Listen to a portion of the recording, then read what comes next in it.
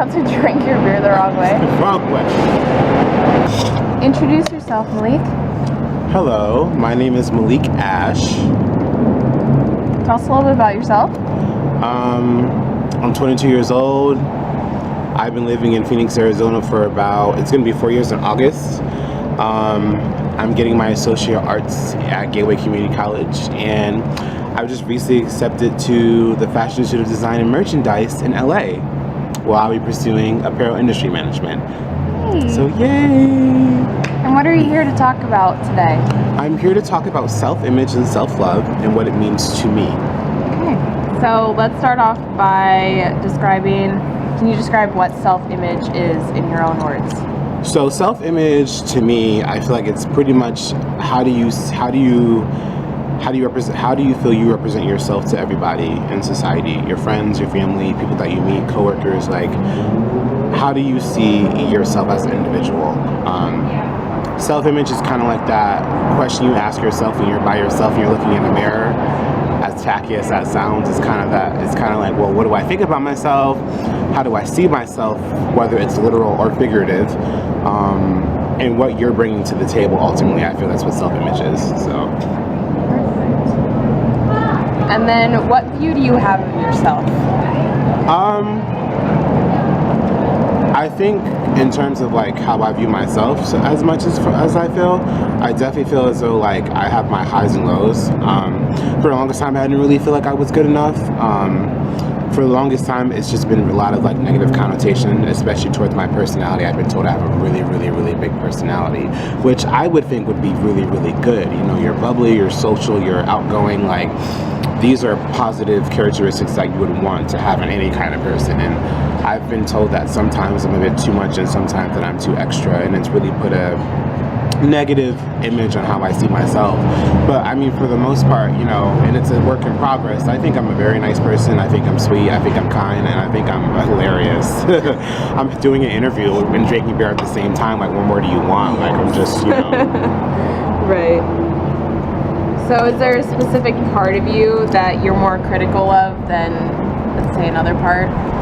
I definitely feel like I tend to correlate the fact that because I don't have a lot of friends,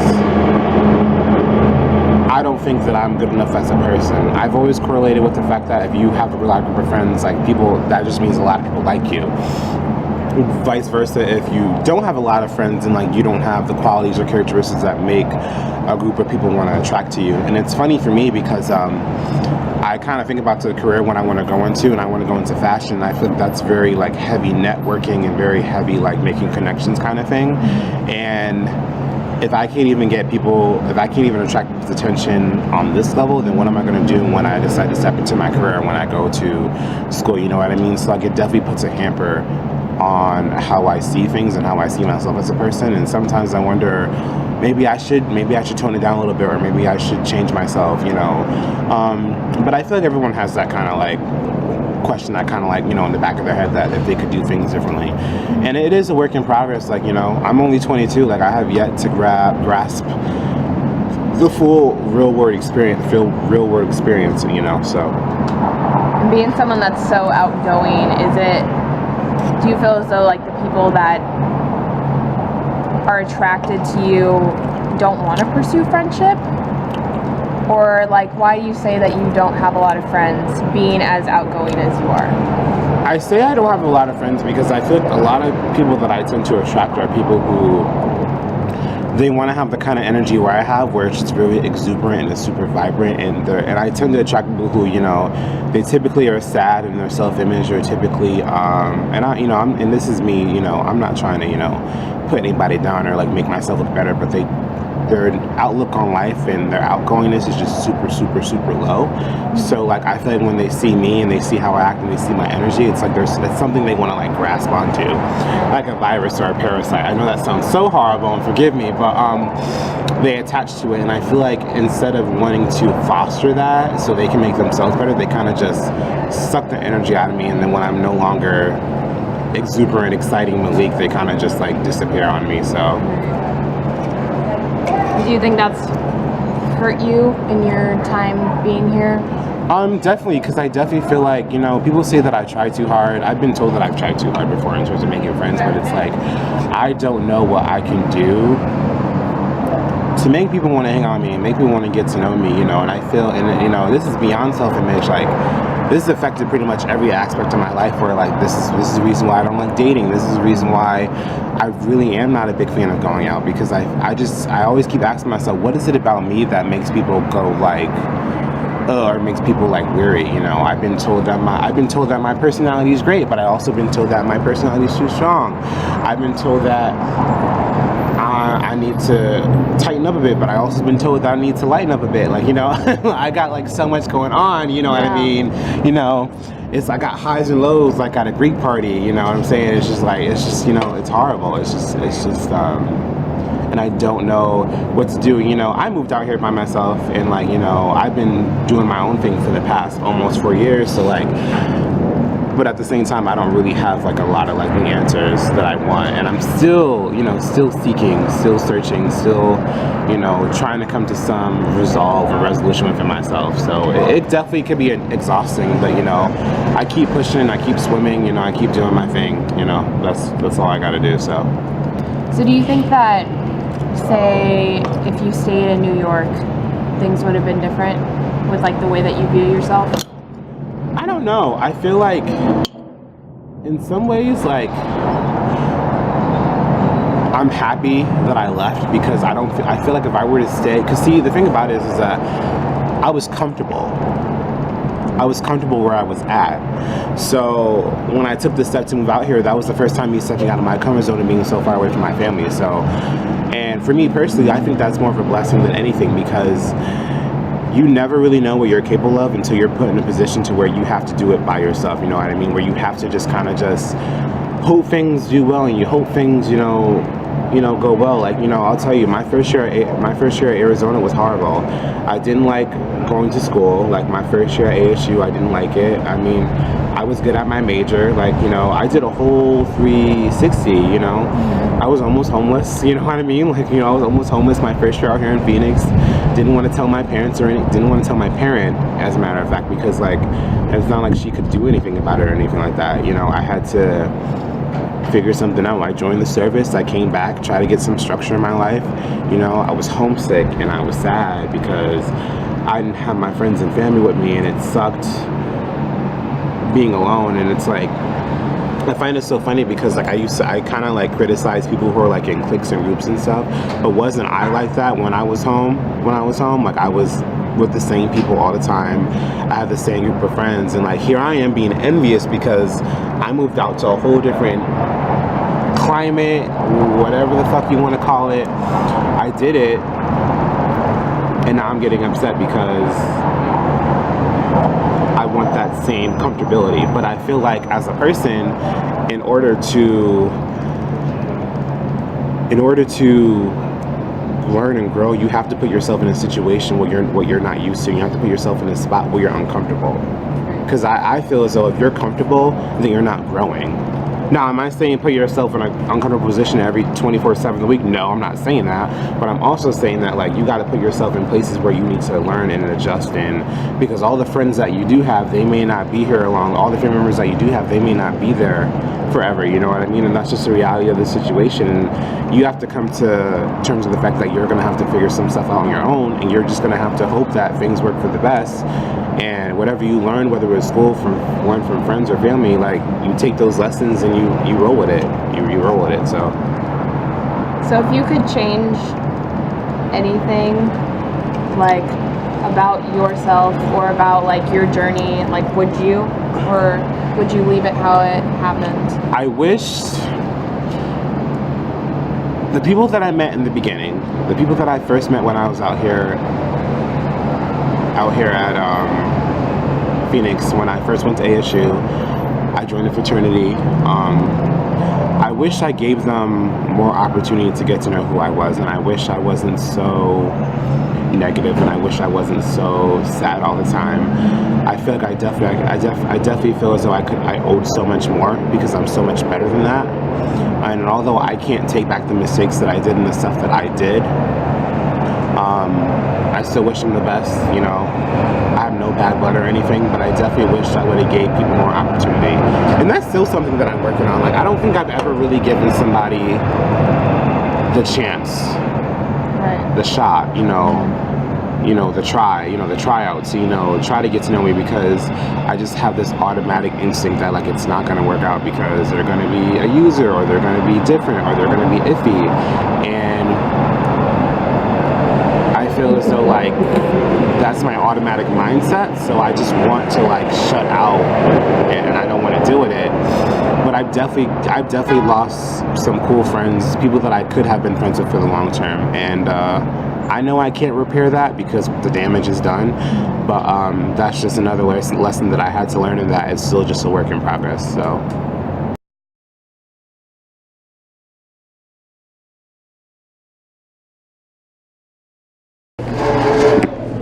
Because baby used to look. Let's try to pick up where we left off now, shall we? Yes, ma'am.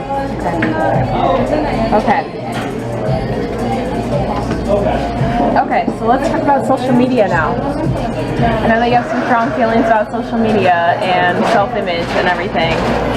So do you think social media plays a big part? I think people look towards social media because we see like the celebrities and we see all the famous people, and I feel like we try to emulate them in the best we can, but at the end of the day they're human too. And I feel like we don't know what goes on in the background. We kind of just know that they're pretty, or they dress well, or you know, such and such and such, but we don't know if they got problems, issues, family drama, stuff like that. And I feel like we look to them, we kind of want to mirror them in the best way we possibly can. So we get the designer stuff, and we get, you know, we try to get all the skincare, and we try to do this, and we try to do that. And like, I know for me, especially being gay, I'm gonna tell you right now, like, for social media, for me, I felt like there was no representation for people like me, like gay, black people of color, you know, or people in color who are gay in general. And like, it was none but like white gay men. So like, I felt like I had no one to really look up to, and I felt like that the standard for how to be beautiful or how to see yourself, like, you had to be that standard that they portrayed in their magazines and in their TV shows and stuff like that. And although it's definitely gotten a lot better, I'm not saying that we're like that now because it's 2018 and like things have gotten much better, but I definitely feel like there could still be some more work.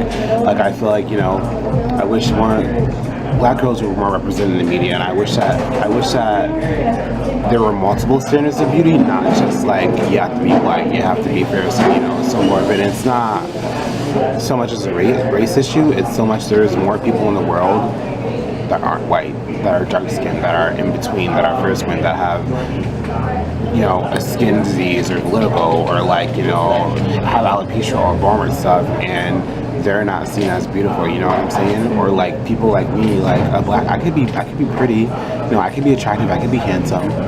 Like, I don't have to be handsome for a black guy. I don't have to be attractive for a black guy. It's like, you shouldn't be just attractive for a white girl. You should be attractive, point blank period. You should look good, point blank period. There's no thing to talk about it. It's how it should be. But I feel like social media has to evolve and change, and I think that's why there should be people like you and me who like want to bring these issues up and have that kind of conversation. So, do you feel as though like that portion of your life makes you feel less accepted by people? I don't want to say that I don't feel accepted in my community, because I definitely feel like we've come a long way, and I feel like the LGBTQ community in general is inclusive, but I also feel like there are some people and there are some situations that are kind of just, how do I want to say it? It's kind of just iffy and shady. The clickiness, the categorization, the being put in this box, you know. What if I don't categorize myself in any of these things in the gay community? What happens then, you know what I'm saying? This is just from my personal experience. Like, I remember going on a date and like someone said like, you know, you're good looking for a black guy. It's like, well, why do I have to be good looking for a black guy? Like, why can't I just be like good looking? Like, can I just be like, I want to be like, I can't just be good looking. Like, I gotta be, because or I've gotten compliments where it's like, oh, you're so attractive, you must be mixed. So what you're saying to me is that I have to be mixed with something else in order for my blackness to be beautiful. And to me, that's completely unacceptable. Now, we're not going to get into the whole racial dating and all that other stuff. That's a topic for another day. But at the end of the day, no one should feel less than beautiful because of the skin tone that they had no control over. Just like no one should feel less because of the height that they were given or the type of hair that they were given and so on and so forth. You know what I mean? Like you shouldn't throw people in the other box because they're not what you deem as beautiful or what you deem as perfect. Do you think because of social like norms of a certain type is what should be the beautiful? Do you think like that's why people say, oh, you're attractive as this or as that? Like they stereotype you because you are a certain way. They can't just say you're beautiful. Yeah, well, you think about it, like that's why I say media, and I say media, and I say representation in this world and into this like world is so super important because what you see is inevitably how you're gonna want to be or how you're gonna want to see yourself. So, and I've known people who said, you know, people who are like, you know, like black, Hispanic, or Asian, are like, oh, I wish I was white because then maybe people would, you know, like me if you're not beautiful. And I think that's so sad. Like, I know people who fully deny their blackness, their being Hispanic, being Asian, or whatever, you know, minority they are, simply for the fact is because they're not portrayed in a positive light, you know what I mean? And, you know, even when I date, like, I shouldn't have to, if I'm trying to talk to somebody, I shouldn't have to ask, oh, do you have a problem dating a black person? Like, that shouldn't be, that's sad. It should just be, it should do you want to date me or not? Yeah, do you want to date me or not? Yeah. Like, it shouldn't have to be like, oh, I'm nervous because, like, so on and so forth, I want you to date a black guy, you know what I mean? Like, and it sounds so funny, but, like, that's what people go through on a day-to-day basis. And like I'm saying, I'm only speaking on my own experience, and like I'm not trying to call anyone out, I'm not trying to put anyone in a box, but it's like if I can't find someone or be with someone because of something as minuscule and as petty, in my opinion, petty as because of their skin color, then it's like you might want to reevaluate yourself as a person, you know what I'm saying? But that's just me, you know. You do you, you know. It's not my cup of tea, but you know, that tea may be hot and piping to you, and to me it's just cold and stale. So, you know, I just, you know. That being said, has that changed the way you look at yourself because of what people say to you or like specific racial things?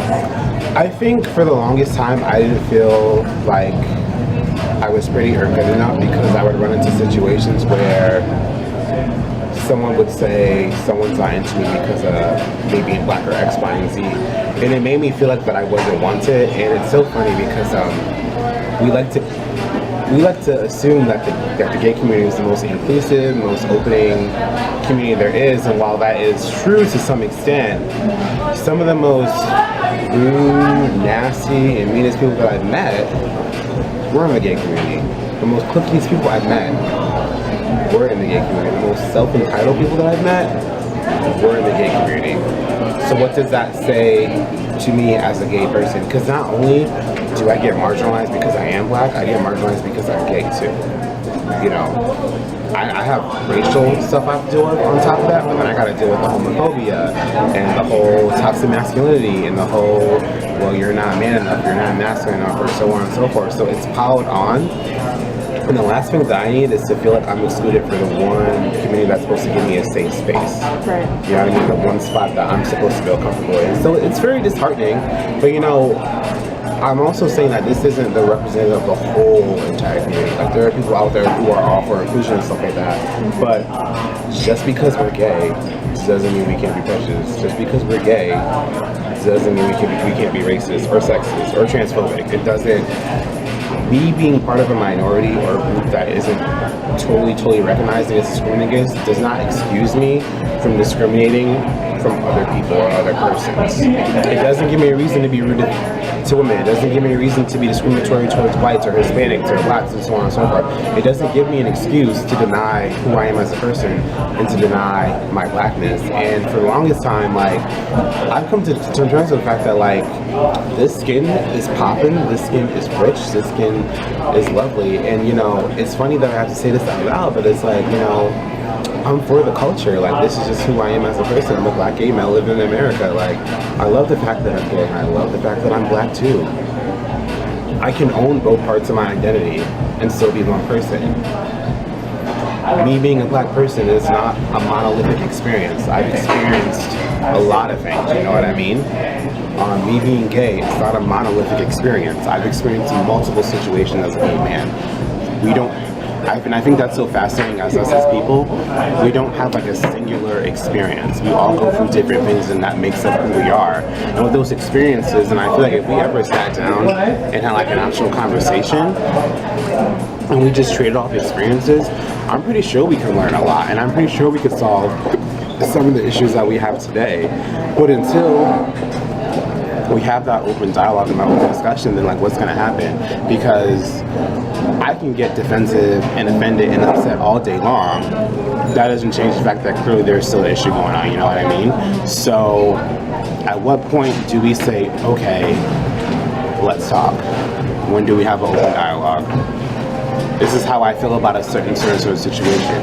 What's your perspective on so-and-so situation? It's not about being sensitive. It's not about being emotional. It's not about being insecure. It's about putting your problems out in the open. And like every community out here, whether it's black, gay, white, so on and so forth, there are issues that need to be addressed. Point blank, period. Right. You know, like people want to be like, oh, I'm just gonna brush off this topic, like it's gonna go away, and it's not gonna, excuse my language, it's not gonna fucking go away. It's not like freaking Bibbidi Bobbidi Boo in Cinderella where you get like a pumpkin carriage and it turns into like this magical pretty carriage. Like there's no elevator towards a solution. You have to take the steps. That was good. Wow. So what personally have you done to take those steps to, you know, loving yourself? You know what? I actually unfollowed a lot of pages off Instagram and Facebook that made me feel insecure, that made me feel like I had to be something that I'm not. Like what? I've unfollowed a few gay pages that weren't really representing me as a gay person, that kind of represented stereotypical stuff. I know that sounds petty, but I wanted something that was a lot more realistic. I've unfollowed Instagram pages that most pages I just unfollowed, it was like more so like, did they represent me? Like, did they support me as a black man? Did they support me as a gay person? Did they support me as both? Like, I even unfollowed like pages that were catered to African Americans because of homophobic or, you know, discriminatory comments against like gay people. You know what I'm saying? Like, I love being black, I love being gay, and I don't feel as though I should have to trade one or the other to be a part of another community. You know what I mean? I should have both and still be for, you know, black boy magic and black girl magic, and I can still be like, you know, gay marriage matters and all that stuff. I can do all that stuff. I don't have to. I refuse. I'm gonna put it that way. I refuse to trade off one or the other. Right. Because people can't coincide, that people can have multiple identities. That's not my issue. That's not my problem. That's not my problem. Do you think that's one thing that people struggle with, is like if they have multiple identities or they identify with multiple groups, it's like they have that pressure to choose? Yeah, I definitely feel like, and I've seen this more in like the black community where they identify with different stuff, and it doesn't even have to be something as like complex as like your race or like your sexuality. It could be something as simple as that, you know, people think that black people are only supposed to be rappers, artists, and fucking athletes, and like, well, okay, but I like science, but I like to do a calculus at 2 o'clock in the morning. but I like to read about comic books. So, am I automatically excluded because I don't fit into that category of what a stereotypical black person should be? I'm gay, but I don't really like hooking up. I'm not really a messy person. So, does that exclude me from the gay community because I don't have those common attributes that are typically associated with a gay person? No.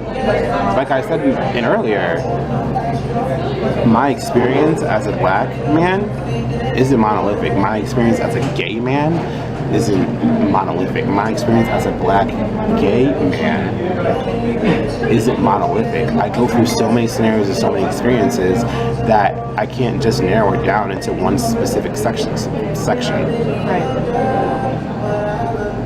So for somebody that may be struggling with this particular issue, what advice would you give them? You know what? Do you? This is gonna sound really kind of like I'm gonna be 100 with you because I got a smoothie and it says eat dirt. So, love yourself. If someone, the biggest thing I learned is that if you as a person need to protect your sanctuary, you need to protect your temple. I don't understand why people go around emptying their cup out for people who won't give a single drop out of theirs. Nourish yourself. Take care of yourself. Spend time alone. If you gotta go off the grid for a couple of months or whatever to just be on your own, do it. Your people who are close with you and know who you are and how you are, they'll understand. And when you switch your attitude and change your behavior for the better, you're gonna weed out so many people that you don't need in your life. And the ones who stay are the ones who matter, and those who didn't stay, they weren't all that important. Protect your sanctuary. Protect your temple. Because at the end of the day, you can have all the friends, the relationship, and all that. You die alone. You are alone at the end of the day. You came into this world alone, you're going to leave this world alone. So take care of yourself. Love yourself. Go to the beach. Go to the beach. Take a pole dance class. Twerk. Skydive. Travel. Pack your bags and go somewhere. You don't even have to tell anybody. Put some more stamps in your passport. Drink some more water. Eat some coconut oil. Nah, I take that back. That shit is nasty as hell. Put that. You can use that to fry food, but don't eat it by itself. That's disgusting. Drink some tea. Drink a smoothie that says eat dirt on it. Like, you know, you have every right to deny people access of your time, emotion, energy, because it's all yours. You don't owe anybody shit. And the last time I checked, no one is paying your motherfucking bills. So if you don't want to give that person time, energy, or whatever because you feel like they're going to sap it away instead of reciprocating it and celebrating it, you know, you want people who celebrate your energy. Like, I want someone who celebrates my energy. I want friends who, when I tell them some good ass news, they get hella excited for me and they want to turn up after. You want that kind of energy. You want people who reciprocate, celebrate, nourish, and take care of your energy and guide it. And if they're not doing any of those things for you, then they're not meant to be in your life. Let them go. You'll find new people. There's like how many people on this goddamn planet? We're already overpopulated as it is. Like, you'll be alright. You'll figure it out. You'll be alright. Take care of yourself. Bye, Malik. Thanks so much. No problem.